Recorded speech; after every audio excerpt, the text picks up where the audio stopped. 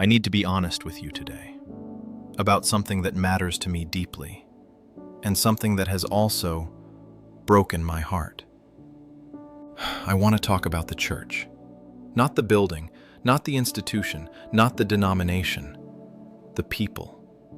The ones who gather every week in my name. The ones who sing the songs, who read the words, who raise their hands and close their eyes and say they believe. I want to tell you what I actually think when I look at them, because it's not what most people expect. The first thing I want to say, and I need you to hear this before anything else, I still love the church. Deeply, completely, without condition, despite everything. Despite the scandals, despite the hypocrisy, despite the wars fought in my name and the people pushed out in my name and the shame handed out like communion to people who came looking for grace. Despite all of it, I still love her. Because I don't love the institution. I love the people inside it. The ones who show up broken every Sunday, hoping something will change. The ones who volunteer quietly and never get recognized. The ones who pray in parking lots before they walk in because they're not sure they belong.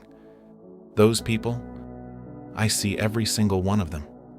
And they are why I haven't given up. But I also need to tell you what I see that grieves me.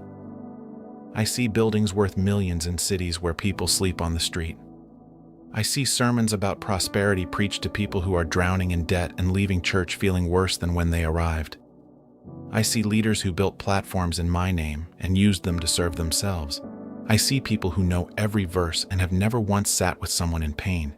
I see church used as a social club, as a performance, as a place to be seen, rather than a place to see others.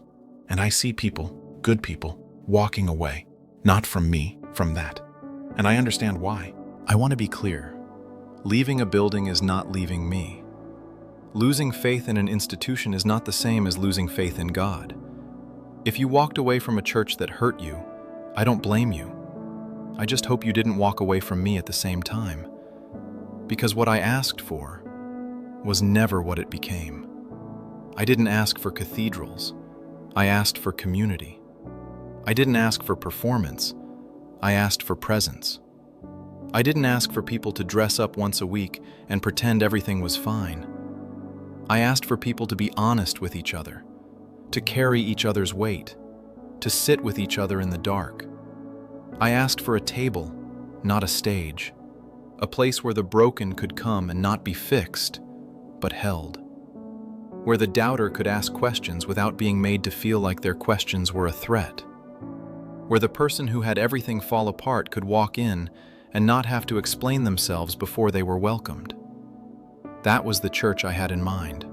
Simple, radical, costly, not in money, in ego. The church I asked for requires people to put down their need to be right, their need to be better than, their need to have the answers, and pick up something harder: humility, patience, love that doesn't keep score. But I also want to say this, because I don't want to leave you with only the grief. There are churches getting it right. Not perfect churches, there's no such thing. But churches where people actually know each other's names, where someone notices when you're missing, where the leader admits their own struggles from the same stage where they preach, where the doors are open not just on Sunday, but on Tuesday at 11 p.m. when someone has nowhere else to go. Where the message isn't "do better and God will love you more," but "God already loves you. Now let that change how you live."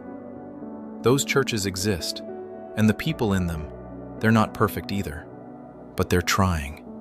And trying, with a humble heart, is exactly what I ask for. So here's what I want to leave you with. If you're in a church, be the person who makes it what it's supposed to be, not by criticizing everyone else, by being different yourself. Be the one who notices the person sitting alone. Be the one who asks the real question, not "how are you?" but "how are you actually?" Be the one who stays after the service not to network, but to see. And if you've been hurt by a church, I'm sorry. On behalf of every person who used my name to make you feel small, I'm sorry. That was never me. And if you've walked away, The door back is not through a building. It's through a conversation. With me, right now, wherever you are. No membership required. No history to overcome. No performance necessary. Just you and me, starting over. The church is not a building. It never was. It's the people who decide, in the middle of a broken world, to love each other anyway. And that decision starts with one person at a time. Maybe it starts with you. Next time. Chapter 26. I want to talk about something you carry every single day and almost never talk about. Guilt. What it does to you, where it comes from, and whether I actually want you to keep carrying it. Chapter 26. The weight you were never meant to carry. I'll see you then.